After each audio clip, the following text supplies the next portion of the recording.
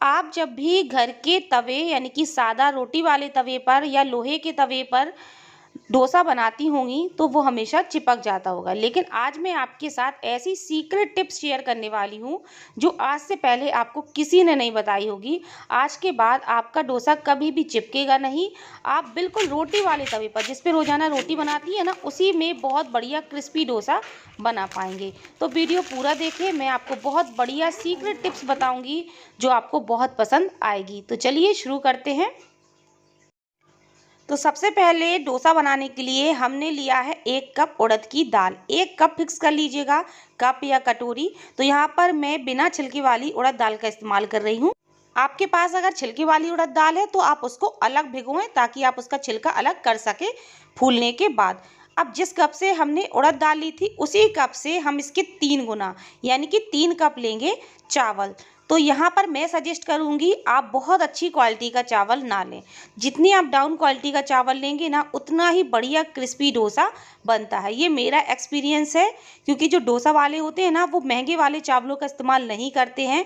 तो ये देखिए बहुत ही साधारण सा चावल है और ये मेरे पास अच्छी क्वालिटी का चावल है। तो मैंने बिल्कुल कम क्वालिटी का चावल लिया है जो भी मेरे पास रखा हुआ है। अगर नहीं है आपके पास, अच्छी क्वालिटी का ही है, तब आप ये भी ले सकते हैं, कोई दिक्कत नहीं है।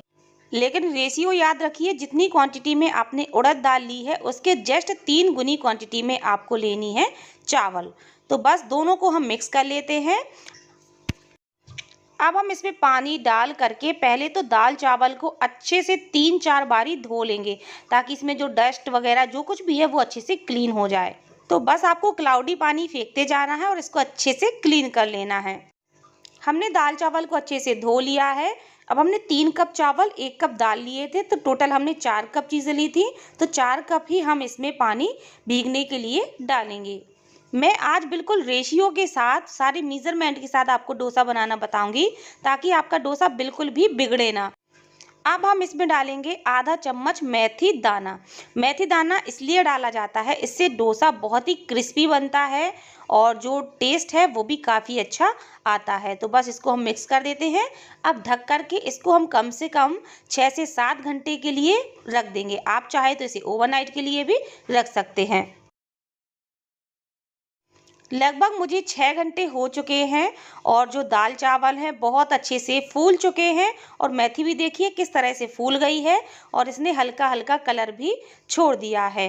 बस अब हम क्या करेंगे, इसको हमें पीसना है।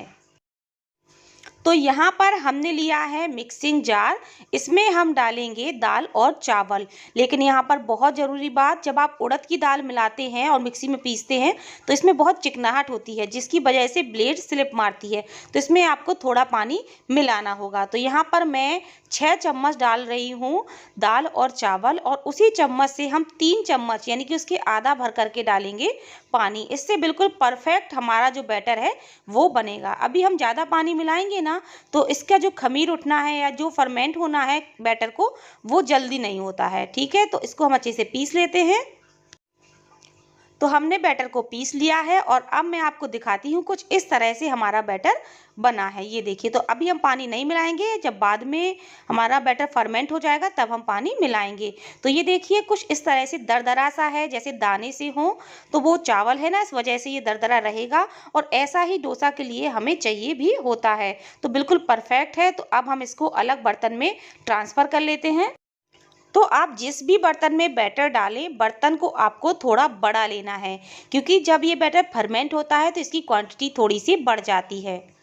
तो वापस से हम जितने दाल चावल बचे हुए हैं उसी जार में फिर से पीसेंगे और पानी आपको वही डालना है जो हमने भिगोने के लिए इस्तेमाल किया था, क्योंकि उसमें मेथी का जो रस होता है ना वो भी अच्छे से एब्जॉर्ब है, इसलिए हमें यही पानी डालना है। तो जितनी क्वांटिटी में दाल चावल उसकी आधी क्वांटिटी में पानी, और इसको भी हम पीस लेंगे। तो लीजिए, अब हमारा जो डोसा के लिए बैटर था बनकर के बिल्कुल रेडी हो चुका है। अब यहाँ पर बैटर के फर्मेंट होने के लिए यानी कि खमीर को उठाने के लिए बहुत ज़रूरी टिप, अगर आप गर्मियों के मौसम में ये डोसा बना रहे हैं, बैटर बना रहे हैं, तो आपको कम से कम 13 से 14 घंटे का समय चाहिए इसको फर्मेंट होने के लिए। लेकिन अभी सर्दी का मौसम है, तो सर्दी के मौसम में आराम से 24 घंटे यानी कि 1 दिन का समय लग जाता है। लेकिन आज मैं आपको जो ट्रिक बताऊंगी, आप उस ट्रिक को यूज़ करिए तो 12 घंटे में ही आपका खमीर बहुत अच्छे से उठ जाएगा और जो बैटर है बहुत अच्छे से फर्मेंट हो जाएगा। तो इसके लिए आपको बस कुछ नहीं करना, किसी प्लेट से इसको कवर कर देना है ताकि पूरी तरफ से ये कवर हो जाए, अंदर बिल्कुल भी एयर अंदर ना जाए।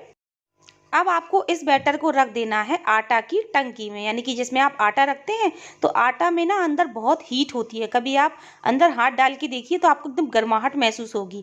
तो इसके ऊपर आप रख दीजिए, लेकिन ऐसी जगह रखिए कि कोई बार बार इसकी छेड़खानी ना करे, कुछ उठाए ना, वरना ये फैल भी सकता है। बस इसको हम ढक करके और इसको रख देते हैं, तो इसमें गर्माहट रहेगी, तो हमारा 12 घंटे में ही अच्छे से खमीर उठ जाएगा।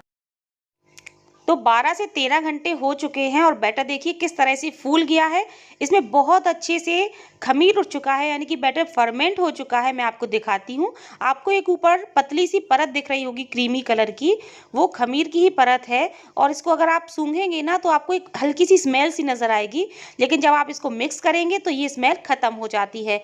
तो बहुत ही अच्छे से हमारा जो बैटर है बिल्कुल फर्मेंट हो चुका है। अगर बैटर में खमीर अच्छा उठता है तो समझ लीजिए कि आपका डोसा डेफिनेटली बहुत ही बढ़िया बनने वाला है, एकदम क्रिस्पी क्रिस्पी डोसा बनेगा। तो ये देखिए, अब हम इसको अच्छे से कर लेते हैं मिक्स। तो अब हमारा जो बैटर है ये बिल्कुल इडली के लिए परफेक्ट है, लेकिन डोसा के लिए परफेक्ट नहीं है। तो हम क्या करेंगे, इसमें हम मिलाएंगे पानी ताकि ये थोड़ा सा पतला हो जाए, और इसी स्टेज पर हम इसमें नमक भी ऐड कर देते हैं। तो हम क्या करेंगे, आधे बैटर को हम अलग निकाल लेंगे। हमेशा इकट्ठे पानी ना मिलाएं, थोड़ा बैटर अलग निकाल लें। अगर आपने पानी मिला दिया, मान के चलिए बैटर पतला हो गया, तो फिर दिक्कत हो सकती है। इसलिए आधे बैटर में हम पानी मिलाएंगे और जब ज़रूरत होगी फिर उस बैटर को भी हम इस्तेमाल कर लेंगे। तो बस अब हम डालेंगे हल्का सा नमक और इसमें आधा गिलास के करीब पानी डाल देंगे, और बस इसको हम अच्छे से मिक्स कर लेते हैं। और अब आप देख सकते हैं कि जो हमारा बैटर है बिल्कुल परफेक्ट हो चुका है डोसा के लिए। अगर हम इसको गिराएं तो ये धार में नीचे की तरफ गिर रहा है, ये देखिए बिल्कुल रुक रुक कर नहीं गिरना चाहिए। थोड़ा सा पतला बैटर होता है डोसा के लिए। तो बैटर बिल्कुल परफेक्ट है। और एक तरीके से आप और चेक कर सकते हैं, आप चमचे को उल्टा करके बैटर में डुबोइए, एक पतली सी परत चमचे के ऊपर चढ़ गई है, और अगर आप फिंगर से इस तरह से करेंगे ना तो एक लाइन बन जाएगी, जो कि लाइन आपस में ज्वाइंट नहीं होगी। ये देखिए मैं इसमें कितनी सारी लाइंस बना रही हूँ जो कि ज्वाइंट आपस में नहीं हो रही हैं। तो इस तरह से भी आप चेक कर सकते हैं। तो बैटर रेडी है। अब हम इसकी फिलिंग बनाएंगे। एक कढ़ाई में हमने थोड़ा सा तेल डाला है, इसमें ज़्यादा तेल नहीं डलता है। आधा चम्मच डालेंगे सरसों के दाने यानी कि राई, 1 चम्मच डालेंगे उड़द दाल, 1 चम्मच ही डालेंगे हम इसमें चना दाल, साथ में ही हम डाल देते हैं इसमें हरी मिर्च। आप यहाँ पर करी पत्ता ज़रूर डाल लें, मेरे पास नहीं था इसलिए मैंने नहीं डाले। और बस इनको हम हल्का सा भून लेते हैं, बिल्कुल लो फ्लेम पर आपको भूनना है, या फिर आप गैस को बंद भी कर सकते हैं। अब हम इसमें डालेंगे 1/4 चम्मच हल्दी पाउडर, 1/4 चम्मच लाल मिर्च पाउडर। यहाँ पर मैंने लिए हैं उबले हुए आलू। तो जितनी क्वांटिटी में आपको फिलिंग बनानी है उतनी क्वांटिटी में आप आलू ले सकते हैं। आलूओं को हम अच्छे से मैश करते हुए इसमें डालते जाएंगे कढ़ाई में, और आलू के साथ ही हम डाल देंगे बारीक कटा हुआ प्याज और बारीक कटा हुआ टमाटर। इसकी फिलिंग में, जो डोसा की ओरिजिनल फिलिंग होती है ना, इसमें प्याज टमाटर को अलग से फ्राई नहीं किया जाता है, आलू के साथ ही इसको आपको डालना होता है। स्वादानुसार नमक डाल देंगे, और इसमें कोई भी मसाला नहीं डालेगा, सिर्फ हल्दी और लाल मिर्च पाउडर जाता है। और बस इसको हम अच्छे से मिक्स करते हुए 2-3 मिनट तक कढ़ा लेंगे। फिलिंग हमारी बिल्कुल रेडी हो चुकी है। तो बस इसमें हम बारीक कटा हुआ हरा धनिया डाल देते हैं और इसको भी मिक्स कर देंगे। तो लीजिए, डोसा की फिलिंग भी रेडी है और बैटर भी रेडी हो चुका है। अब आते हैं हम अपने मेन पॉइंट पर। जो कि सभी को फेस करनी पड़ती है कि रोटी वाले तवे यानी कि सादा तवे पर हम डोसा कैसे बनाएं। सबसे पहले आपको एक चीज़ जाननी होगी, रोटी वाले तवे को हम रोज़ इस्तेमाल करते हैं जिसमें परथन का भी इस्तेमाल होता है, जो धीरे धीरे तवे पर जम जाता है, यानी कि तवे पर एक परत जम जाती है जिसकी वजह से डोसा चिपकने लगता है। तो इसके लिए सबसे पहले तो हमें इस परत को अलग करना होगा।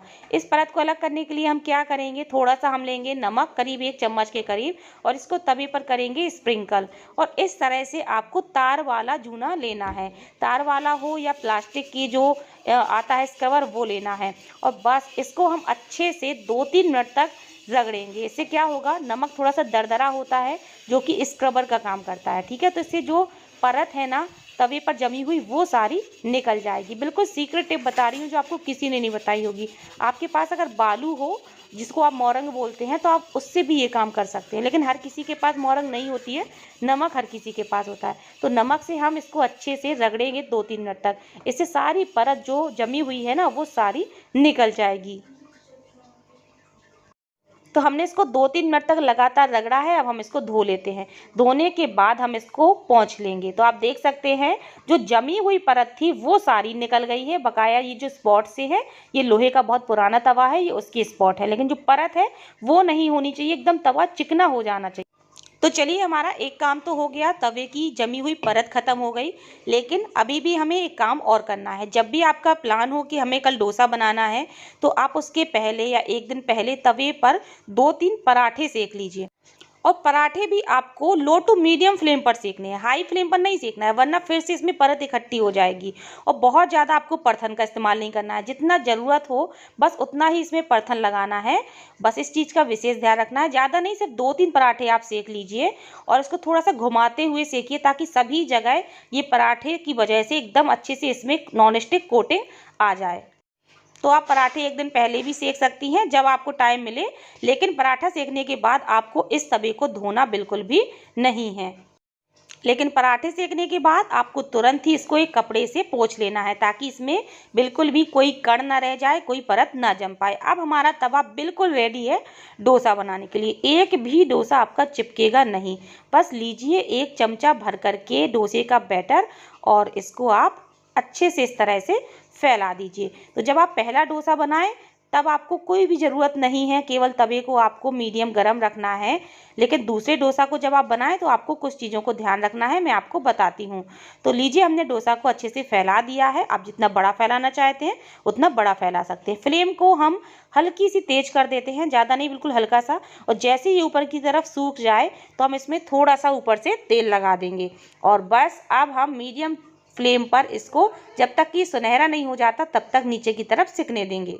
जैसे ये सुनहरा हो जाए कि स्पैचुला लेंगे और उससे हम किनारी पर ये देखेंगे कि इसमें जगह कहाँ है। आपको ज़बरदस्ती किसी भी जगह से अंदर नहीं डालना है। ये सिर्फ दिक्कत आपको करनी है 1-2 डोसे में।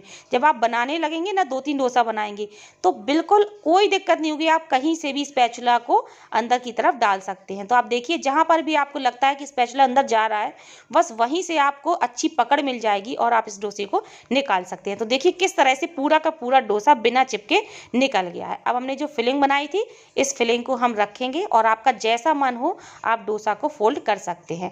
आप चाहे तो इस तरह से कॉर्नर को पकड़ करके फोल्ड कर लीजिए, या आप चाहे तो इसको रोल भी कर सकते हैं। तो देखिए कितना बढ़िया हमारा डोसा बना है। तो ये तो था हमारा पहला डोसा। जब आप दूसरा डोसा बनाएंगे ना, तब तक तवा आपका बहुत गर्म हो जाएगा। तो आपको क्या करना है, इसमें पानी के छींटे लगाने हैं और कपड़े से तुरंत ही पोंछ देना है। इससे तवे का टेम्परेचर डाउन हो जाएगा। आपने देखा होगा रेस्टोरेंट में भी वो लोग ऐसे ही पानी के छींटे लगाते हैं। तो तवा बहुत ज़्यादा गर्म ना हो, वरना बैटर जो है अच्छे से फैलेगा नहीं। तो चलिए, अब हम अपना दूसरा डोसा भी बना लेते हैं। तो डोसा बनाना बहुत ही आसान है। बैटर को डालिए और बस सेंटर से घुमाते जाइए किनारे की तरफ। बिल्कुल नहीं चिपकेगा। आप मेरे टिप्स फॉलो करिए, कैसे भी आप फैला लेंगे, कोई टेंशन नहीं। बस 1-2 डोसा बनाएंगे, फिर आपको बिल्कुल हैबिट में आ जाएगा और फिर आप फटाफट से डोसा बनाना शुरू कर देंगे। तो सेम प्रोसेस में हम डोसा के बैटर को फैलाएंगे, सूख जाएगा तो ऊपर की तरफ थोड़ा सा तेल लगाएंगे, सुनहरा होने तक सिकने देंगे और स्पैचुला से देखेंगे कि इसकी पकड़ कहाँ पर ढीली पड़ी है, तो वहीं से हम स्पैचुला को अंदर डालेंगे। और बस पहले तो हम इसको किनारे से अच्छे से अलग करेंगे और बस फिर स्पैचुला को पूरे डोसा के अंदर इस तरह से डालेंगे। तो ये देखिए कितने आसानी से निकल गया है। और बस फिर हम इसमें अपनी फिलिंग लगाएंगे। अभी आप जब डोसा निकाल रहे हैं तो तवे पर हल्का सा वाइट वाइट सा नजर आ रहा है, लेकिन जब आप 3-4 डोसा बना लेंगे ना तब ये चीज़ बिल्कुल भी नजर नहीं आएगी। अब मैं आपको प्लेन डोसा बना करके इसका क्रिस्प दिखाती हूँ।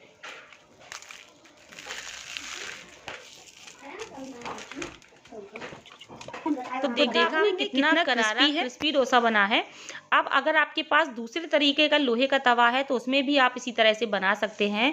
तो ये जो मैं लोहे के तवे पर बना रही हूँ, इसकी क्वालिटी ये है कि ये देखने में आपको नॉन स्टिक लगेगा, लेकिन है ये प्योर लोहे का, जो कि मैंने रिसेंटली अभी ऑनलाइन मंगाया हुआ। आपके पास अब कोई सा भी तवा हो, आप घर पर बड़े ही आसान तरीके से डोसा बना सकते हैं। मैंने जो आपको टिप्स दिए हैं आप उनको फॉलो करिए, बहुत ही बढ़िया बढ़िया डोसा घर पर बनाइए। तो उम्मीद करती हूँ कि आपको आज की डोसा की रेसिपी खूब अच्छी लगी होगी।